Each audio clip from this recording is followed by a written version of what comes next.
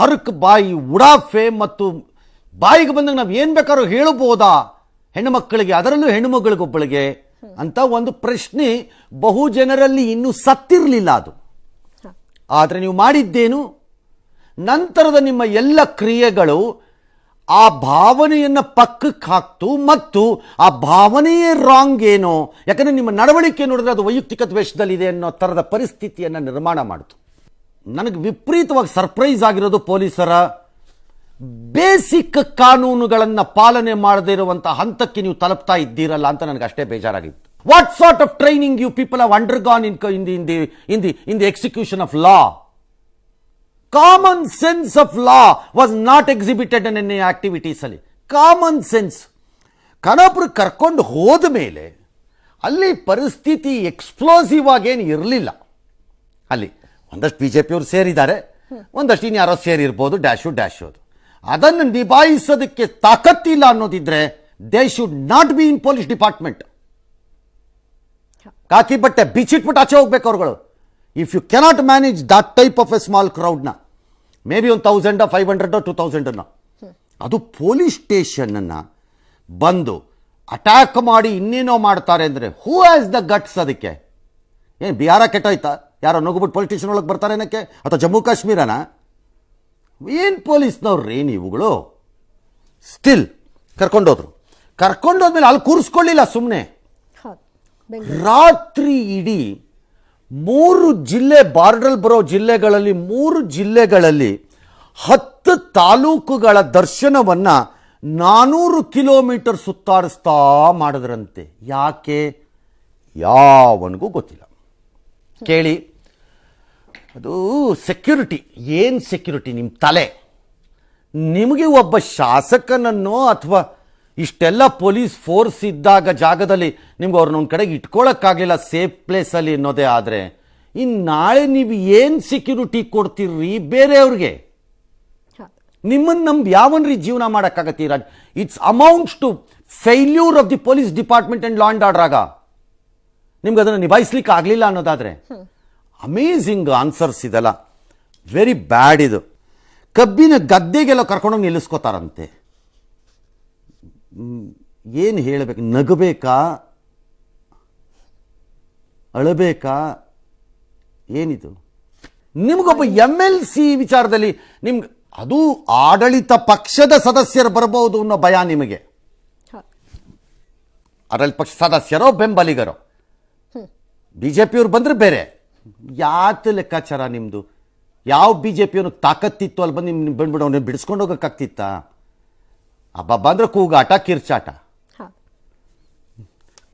ಕಬ್ಬಿನ ಗದ್ದೆ ಅಂತೆ, 100 ಅಡಿನೋ 200 ಅಡಿನೋ ಇರೋದು ಆಳದ ಕ್ವಾರಿ ಒಳಕ್ಕಂತೆ. ಏಕೆ? ಕಲ್ಲೋಡ್ಸಕ್ಕ? ಏನಕ್ಕೆ? ವೈ? ಆಮೇಲೆ ಕಾಡು ಎಲ್ಲೆಲ್ಲೂ ಕರ್ಕೊಂಡು ಹೋಗೋದಂತೆ, ಕಾಡು ಮಧ್ಯೆ ಎಲ್ಲ ಗಾಡಿ ನಿಲ್ಸ್ಕೊಳ್ಳೋದಂತೆ. ಅಂದರೆ ಟೈಮ್ ಪಾಸ್. ಅದು ಟೈಮ್ ಪಾಸಿನ ಟೆಕ್ನಿಕ್ ಇವ್ರಿಗೆ. ಭಯ ಹುಟ್ಸೋಕೋ ಏನೋ ಮಾಡಿರ್ಬೇಕು ಅವ್ರು. ಭಯ ಯಾರು ಹುಟ್ಕೋತಾರಲ್ಲಿ? ಯಾಕಂದರೆ ಮಧ್ಯೆ ಮಾಧ್ಯಮಗಳ ದಾರಿ ತಪ್ಪಿಸೋದಂತೆ. ಬಟ್ ಮಾಧ್ಯಮದವ್ರು ಬಿಟ್ಟಿಲ್ಲ. ಅಥವಾ ಯಾರೋ BJP ವರ್ಕರ್ಸ್ ಅವ್ರನ್ನ ಫಾಲೋ ಮಾಡ್ತಿದ್ದವ್ರು ಏನು ಬಿಟ್ಟಿಲ್ಲ, ಫಾಲೋ ಮಾಡ್ಕೊಂಡು ಹೋಗಿದ್ದಾರೆ. ಎಲ್ಲೆಲ್ಲಿ ಹೋಗಿದ್ದಾರೆ ಎಲ್ಲ ಗೊತ್ತಾಗಿದೆ. Let there be an information to ಪೊಲೀಸ್ಗೆ. ನಿಮ್ಮ ಗಾಡಿ ಎಲ್ಲೋಗ್ತಿತ್ತು ಅನ್ನೋದನ್ನ ಲೈವ್ ಟ್ರ್ಯಾಕ್ ಮಾಡ್ತಿದ್ರು. ನೀವೆಲ್ಲಿದ್ದೀರಿ?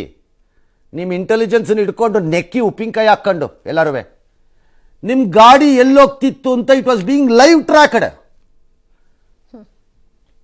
ಟ್ರ್ಯಾಕ್ ಮಾಡ್ತಾ ಇದ್ರು ಅವ್ರವ್ರ ಮೊಬೈಲ್ಗಳಲ್ಲಿ, ಇಲ್ಲಿ ಹೋಗ್ತಾ ಇದೆ ಗಾಡಿ ಅಂತ. ಏನು ದಾರಿ ತಪ್ಪಿಸೋದು ನೀವು? ಮತ್ತೆ ಯಾಕೆ ದಾರಿ ತಪ್ಪಿಸಬೇಕು? ತಪ್ಪಿಸೋ ಅಂಥದ್ದು ಏನಿದೆ ಅದರಲ್ಲಿ? ಏನಾಗ್ಬಿಡ್ತಾ ಇತ್ತು? ಅನ್ಬಿಲೀವಬಲ್ ಇದು. ಸರಿ, ಆಮೇಲೆ ಬಲವಂತವಾಗಿ ಎತ್ಕೊಂಡು ಹೋಗ್ತಿದ್ರಂತೆ. ಅವ್ರ ತಲೆಗೆಲ್ಲ ತಾಕ್ತು, ತಲೆ ಹೊಡೀತು, ರಕ್ತ ಬಂತು ಅಂತಾರೆ. ರವಿ ಹೇಳೋದು ಅದನ್ನು ನ್ಯಾಯ ಮುಂದೆ ಇಲ್ಲ, ನಂಗೆ ಪೊಲೀಸರು ಹೊಡೆದಿದ್ದಾರೆ ಅಂತ. ಪೊಲೀಸರು ಹೊಡೆದ್ರು ಅಂತ ಅವ್ರು ಹೇಳಿದ್ರು. ಪ್ರಾಥಮಿಕ ಚಿಕಿತ್ಸೆನೂ ಕೊಡಿಸಿಲ್ಲ.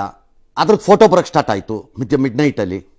ಡ್ರಾಮಾಗಳೆಲ್ಲ ನಿಮಗೆ ಬೇಕಿತ್ತಾ? ಈ ಸರ್ಕಾರಕ್ಕೋ ಪೊಲೀಸ್ನವ್ರಿಗೋ ಇಂಥ ಡ್ರಾಮಾಗಳು? ಏನು ಅಚೀವ್ ಮಾಡಿದ್ರಪ್ಪ ಇದರಲ್ಲಿ?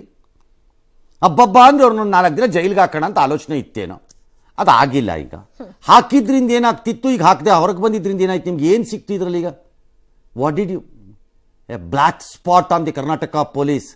ಹೌ ಬ್ಯಾಡ್ ಒಂದು ಇನ್ಸಿಡೆಂಟನ್ನು ಹ್ಯಾಂಡಲ್ ಮಾಡ್ಬೋದು ಅಥವಾ ಇನ್ವೆಸ್ಟಿಗೇಷನ್ ಪ್ರಾಸೆಸ್ಸನ್ನು ಫಾಲೋ ಮಾಡ್ಬೋದು ಅಥವಾ ಮಾಡಬಾರ್ದು ಅನ್ನೋಕ್ಕೆ ಒಂದು ದುಷ್ಟ ಕೆಟ್ಟ ಎಕ್ಸಾಂಪಲ್ ಇದು ಕೇಸ್. ಇದು ಪಕ್ಕಾ ಎಕ್ಸಾಂಪಲ್. ಇದು ಯಾರಿಗಾರು ಪಾಠ ಮಾಡೋವಾಗ ಇದನ್ನು ಹೇಳ್ಬೋದು ಕ್ಲೀನಾಗಿ.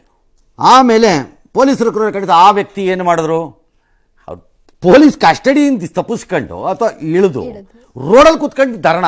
What sort of a police custody ರೀ ಅದು? ನಿಮ್ಗೊಂದು ಕಾಮನ್ ಸೆನ್ಸ್ ಬೇಡ್ರಪ್ಪ. How can someone go police ಕಸ್ಟಡಿಲಿ ಇದ್ದವ್ರು ಹೋಗಿ ಧರಣ ಕೂರ್ತಾ ಇರ್ದೆ? ಏನ್ರಿ ಪೊಲೀಸ್ ತಮಾಷಿನ ಆಟನ ಮಕ್ಕಳಾಟನ ನೀವುಗಳೆಲ್ಲ? ಥೋ. ಅದ್ಯಾರೋ MLC ಇದ್ರಂತ ಅವ್ರ ಜೊತೆ ಒಬ್ರು ಕೇಶವ್ ಪ್ರಸಾದ್ ಅಂತ, ಅವ್ರನ್ನ ಮಧ್ಯರಾತ್ರಿ ಬಾಗಲಕೋಟೆ ಹತ್ರ ಇಳಿಸ್ಬಿಟ್ರಂತೆ.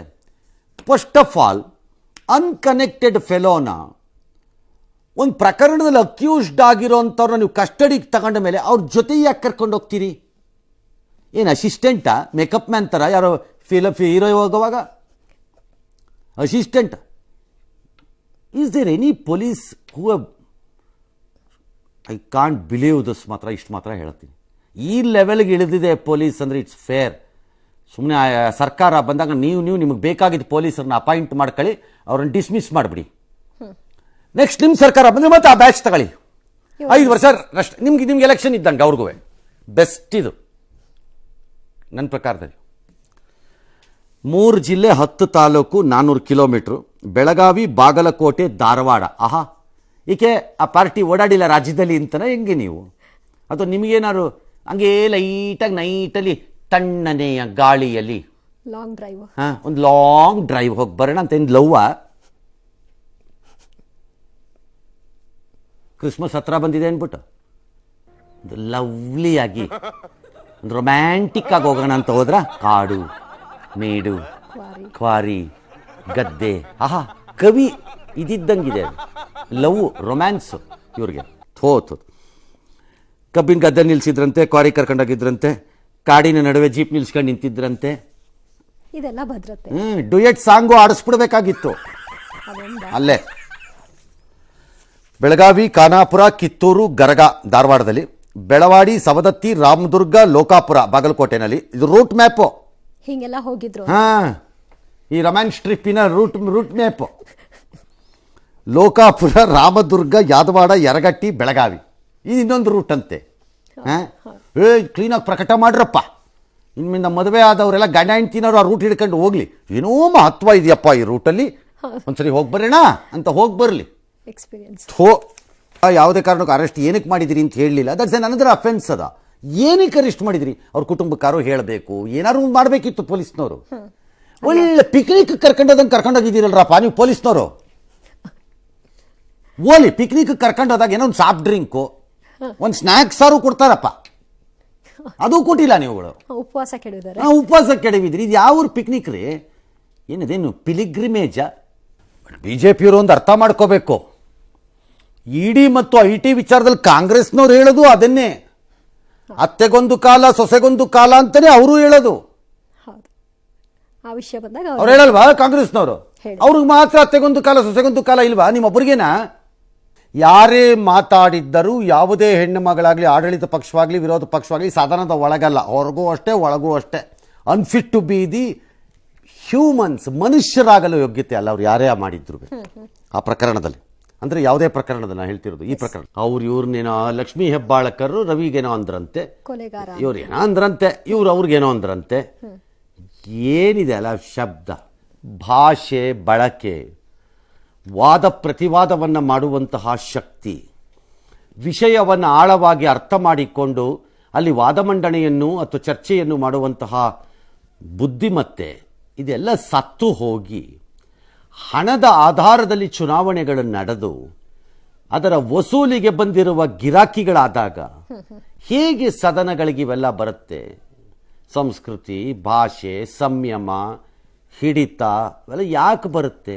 ನಿರೀಕ್ಷೆ ಮಾಡೋದಾದ್ರೂ ಹೇಗೆ? ಏನಕ್ಕೆ ಬರುತ್ತೆ? It's a very sad day. ಒಬ್ಬ ಮಂತ್ರಿ ನನ್ನನ್ನು ಈ ರೀತಿ ಕರೆದಿದ್ದಾರೆ ಅಂತ ಆ ಪದವನ್ನು ಹೇಳಿಕೊಂಡು ನಿಲ್ಲಬೇಕಾದ ಸ್ಥಿತಿ. ನನಗೆ ಒಂದು ನಂಬಿಕೆ ಅಂತೂ ಇದೆ, ಅದನ್ನು ಮಾತ್ರ ಹೇಳಿಬಿಡ್ತೀನಿ. ಈ ದುಷ್ಟ ರಾಜಕಾರಣದ ಸಹವಾಸ ಸಾಕಾಗೋಗಿದೆ ನಮಗೂ.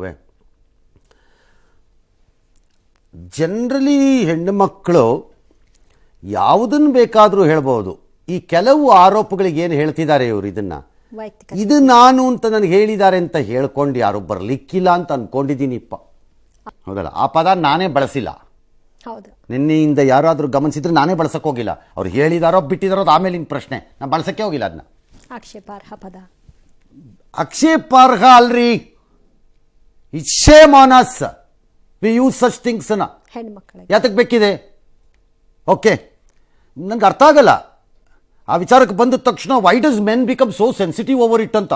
ಏನು as though they are paragon of virtue. ಇವ್ರುಗಳು ಮಾಡೋದು ಕಚಡ ಕೆಲಸಗಳು. ಮೆನ್ನು ಪದ ಬಳಸೋವಾಗ ಮಾತ್ರ ಆ ಸೈಡ್ಗೆ ಹಾಕ್ಬಿಡೋದು, ಅದನ್ನು ತೊಗೊಂಡೋಗ್ಬಿಟ್ಟು.